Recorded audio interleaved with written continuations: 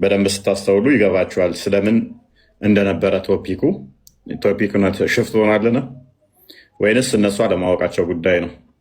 አንድ ሁለተኛ ደግሞ ቀላል ነገር የሚመስለው ሞር አቂዳ ላይ ነው። አቂዳ ላይ እኔ ኦልሞስት ከአንድ ዓመት በላይ ሰርቼበታለሁኝ። ይህንን የራሳቸው ያሏትንም አመጣላችኋለሁ። ከዋብዮቹ ጋር ተግባብተናል። የደም ስራቸው የቱ ጋር እንዳለች ምናቸው ምን እንደሆነች ተነቃቅተናል።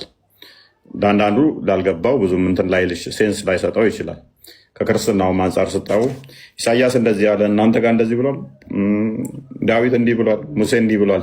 እንደዛ ኤክስፔክት ለሚያደርግ ሰው ብዙም ላይገባው ይችላል። እሱ ሰው ነው የተከታተለን በጣም ሰክሰስፉል ነው ብዬ ነው ማምነው። እኔ እንትን ኮፍያ የጠመጠመ ሀባሹ ምላሽ የሰጠበት ሊወክል ይቅርና አንተ ራሱ አለመጠየቅ ዝለ ሊይዝ እፈልጋለሁ። ይሮጣል ሲል ወዴት ይሮጥ አትለውም? ወዴት ነው የሚሮጣው ነበር ማለት የሚያስፈልገው። እኛ ጋር የሚሮጥ የሚወርድ የሚሰቀል አካል ያለው አምላክ የለንም። አላህ ሱብሓነሁ ወተዓላ የማይታይ የማይዳሰስ ጌታ ነው ያለን። እሱ ራሱ ካለቀ በምኑ ኩን ፈየኩን፣ ሌላ ምንም ነገር የለውም። በዚህ ውጣ በዚህ ወረድ የምንፈላፈልበት ምክንያትና አቅም የለንም። እኛ ደግሞ እያልን ያለ ነው አሁን ከእስላሞች ጋር ተወያይተው እስላሞች እንደዚህ ያሉ ሳይሆን ውይይት ካስፈለገ ሶብረን ጀሚል በሶብር ቀስ ባለ በተረጋጋ መልኩ ኡስታዞች ትላልቅ ዑለሞቻችን ጋር ቀስ ብሎ መወያየት ነው። ካልሆነ ደግሞ አንቺን በሃይማኖት እኔም በሃይማኖት ይብሏል። ትናንትና የነበረው ውይይት ከወንድማቸው ሁሴን ጋር ሲያወራ የነበረው ግለሰብ ክርስቲያኖችን ወክሎ ሳይሆን አህባሾችን ወክሎ ነው ሲያወራ የነበረው ማለት ነው። ምክንያቱም ይኸው እየወቀሱት ነው። ለምን አልጠየቅም? ለምን ወዴት ነው የምሮጠው ብለህ አልጠየቅም እያለ ነው። እሱም ደግሞ ከዛም በኋላ ያስከተለው ምንድነው ማስረጃው? አንቺም በሃይማኖትሽ እኔም በሃይማኖት ይብሏል። የትኛው ላይ ነው? የትኛው ክታብ ላይ ነው እንደዚህ ያለው? አንቺም በሃይማኖትሽ እኔም በሃይማኖቴ የሚለው በየትኛው መጽሐፍ ቅዱስ ነው የተጻፈው? በቁርአን አይደለም፣ በሐዲስ አይደለም፣ በክርስቲያኖች ክታብ ውስጥ ራሱ አለ ይሄ ነገር? ወይስ አህባሾች ዘንድ የዘፋኞች ግጥም ማስረጃ መሆን ጀመረ? እነዚህ ጃሚያዎች ሸይጣን ጅራታቸውን ጠምዝዞ የለቀቃቸው ሰዎች የሐራሪ ልጆች ምን ያክል ከእስልምና ሩቅ እንዳሉ ልትረዱ ይገባል። የደሩን የነቢዩን ሰለላሁ ዐለይሂ ወሰለም ውዴታን ይጠራሉ። ነቢዩን ሰለላሁ ዐለይሂ ወሰለም የሚሳደበውን ሰው ጋር ሄዶ በዚህ መልክ ይመካከራሉ። ሱብሃንአላህ። እኔ እንደግሌ እህት ወንድሞቼን የምነግራችሁ ነገር ከሌላ እምነት ሰዎች ከይሁዳም ከነሳራም የበለጠ የእስልምና ጥላቶችን ማን ነው ብትሉን የሐራሪ ጅራቶች ናቸው።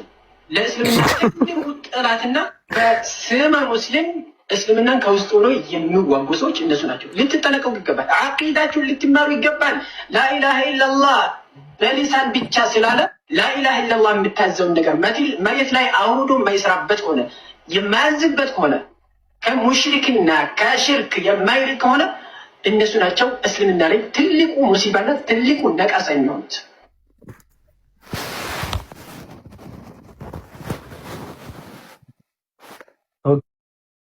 ኦኬ በረምብ እዚህ ላይ እንዳል ቀጥል ቆስቲ ቀጥል ታላቁ። አይ ከዚህ በላይ ምንድን ነው የተፈለገው ታዲያ? ማለት የአቂዳ ልዩነት እንዳለ ማሳየት ከተቻለ ምናልባት ሰው ደግሞ ኦቨርሉክ አድርጎታል የማስበው ጥያቄ እጅ አለው ሲል እጅ ምንድን ነው? አሁን የቀላል ጥያቄ ሊመስል ይችላል። ሶሪ እንግዲህ ባድ ኮኔክሽን እና ምን እያለ ነበረ? እጅ አለው ብሎ ሲጠይቀው አዎ ይላል። ከዛ ወይ መልሶ ምን ብሎ ነው የሚጠይቀው? እጅ ምንድን ነው ይላል። አሁን የቀላል ጥያቄ ሊመስል ይችላል። ብዙዎቻችሁም እየተረዳችሁት አልመሰለኝም። ይሄን ጥያቄ እጅ ምንድን ነው ሲል ክላሪፊኬሽን ነው እየጠየቀ ያለው። በእኛ ለምሳሌ ወልድ የአብ ቀኝ እጁ ይባላል። ቀኝ እጁ እደ መዝራቱ ለአብ፣ ህሊናሁ ለአብ፣ ጥበቡ ለአብ፣ ኃይሉ ለአብ። ይሄ ሁሉ ነገር ስለ ወልድ ይነገርለታል። ግን ምንን የሚያሳይ ነው? ይሄ ሁሉ ቀኝ እጅ የክብር ቀኝ እጅ ኃይል ስለሆነ የአብ ኃይልም እንደዛ ነው። የአብ ኃይል ወልድ ነው ለማለት ነው። በአብና በወልድ መካከል ያለውን ሃይፖስታቲክ ሪሌሽንሺፕ ለማስረዳት እንዲህ አይነት ቃላትን ይጠቀማሉ። ቅዱሳን መጻሕፍት ውስጥ በሙሉ ብትመለከቱ ትንቢተ ኢሳይያስ ምዕራፍ 63ን ብትመለከቱ ለምሳሌ አቤቱ ምን አለ ክንድህን ብትሰድ ብሎ ይናገራል። ምን ማለት ነው? ልጅህን ብትልክልን፣ ተራሮች ቢጤሱ ይላል፣ ኃጢአታችን ቢቀልጥ፣ ስለዚህ በዚህ ሁሉ ትርጓሜ ውስጥ የምናየው ነገር ምንድነው? በአብ ወልድ በመንፈስ ቅዱስ ያለውን ግንኙነት በእጅም በምንም ተተርጉሞ እናያለን ማለት ነው። ኦኬ፣ በእጅም በምንም ተተርጉሞ እናያለን። ተመሳሳይ ነገር የእፎይ ጥያቄ እጅ ምንድነው ሲለው እጅ ነዋ ይላል። which means physical የሆነ ነገር ነው ማለት ነው። ፊዚካል የሆነ ነገር ነው። እግር አለው። እግር ምንድነው? ቀላል ጥያቄ አይደለም። ክላሪፋይ አድርገው ማለት ነው። በነገራችን ላይ የእስልምና እምነት ተከታይ ወገኖቻችን በውስጥ መስመር ከጻፋችሁ ሊተነስቼ ነው እና አንዳንድ ሰዎችም አላችሁ ቪዲዮ የምትሰሩ ስለ ክርስቶስ ኢየሱስ በእናንተ መረዳት ስለ ሰውነቱ ለእኛ ስትነግሩን እኛ ምንሸማቀቅ ነው የሚመስላችሁ። ይህ እኮ ነው ልዩነታችን። ክርስቶስ ኢየሱስ ፍጹም አምላክ ፍጹም ሰው ነው እያልን እኛ እኮ እሱ የእኛ ምስክርነት እኮ ነው በነገራችን ላይ። አሁን ልዩነቱ ግን ለእኛ አእምሮ የሚያሸማቅቅ የሚመስላችሁ መቼም ፍጹም ሰው ነው ካል ባለሙሉ አካል ነው፣ ጎደሎ አካል የለውም። ለምሳሌ እኔ ሰው እንደሆንኩት ሁሉ ማለት ነው። ለምሳሌ እኔ አሁን ራሴን እየቀረጽኩ ነው ያለሁት አይደል?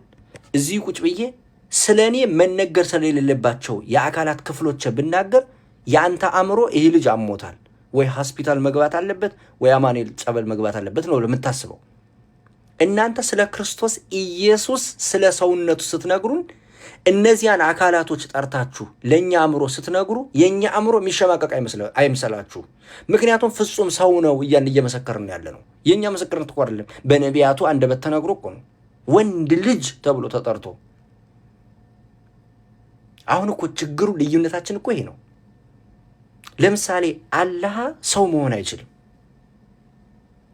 በዚህ አይነት መረዳት ማለት ነው አላህ ሰው ከሆነ አምላክ አይደለም ማለት ነው። ምክንያቱም መስፈርት ወጥቶለታል። ሰው መሆን አይችልም። ለምሳሌ አላህ ሙቶ መነሳት አይችልም።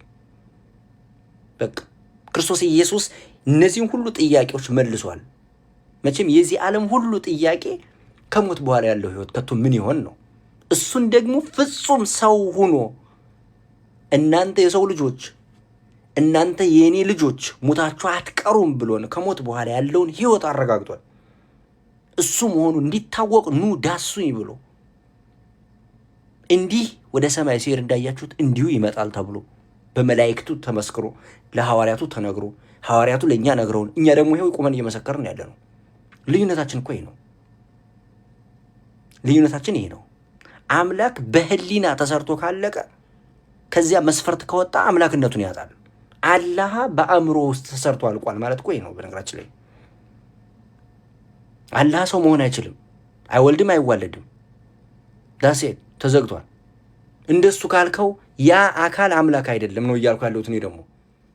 እኔ ደግሞ አምላኬን አንተ እንዲህ መሆን አትችልም፣ ሰው መሆን አትችልም፣ አንተ እንደዚህ አትሆንም፣ እንደዚህ አታደርግም አልለውም። እንዲያማ ካልኩት በቃ ጣዖት ነው ማለት ነው። ፕሮግራም ያደረግኩት የሆነ አሻንጉሊት ነው ማለት ነው። ኖ ወይ እሱ አይደለም። ልዩነቱ እኮ እዚህ ጋር ነው። የበደለው ደግሞ የሰው ልጅ ነው አይደል? ይህን የትኛውን ቤተ እምነት ያምናል? አዳምና ሔዋን አይደል በደል የበደሉት የሰው ልጆች?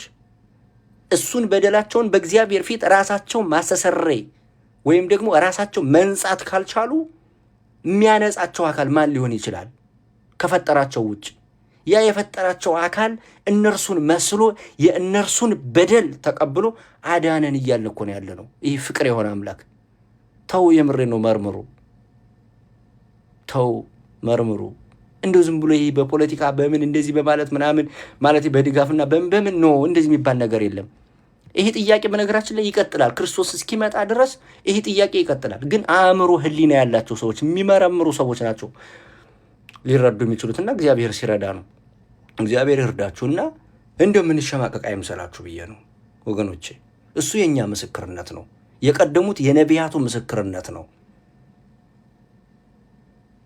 እሺ፣ ጤና ይስጥልኝ።